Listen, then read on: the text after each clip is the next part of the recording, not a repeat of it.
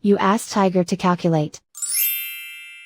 This deals with finding the midpoint between 2 points. The midpoint between the 2 points is -82, -11.5. Let's solve it step by step. Plot the 2 points and calculate the midpoint using the formula. The coordinates of point 1 are, x1 equals -75, y1 equals -38. The coordinates of point 2 are, x2 equals -89, y2 equals 15.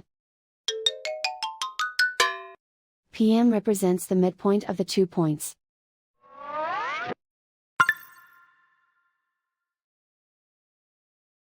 Use the x values in the midpoint formula to find the midpoints x. x1 equals -75.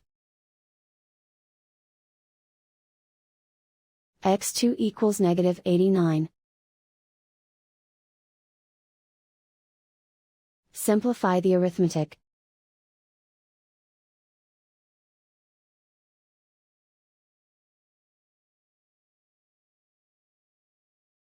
Use the y values in the midpoint formula to find the midpoints y. y1 equals -38. y2 equals 15. Simplify the arithmetic.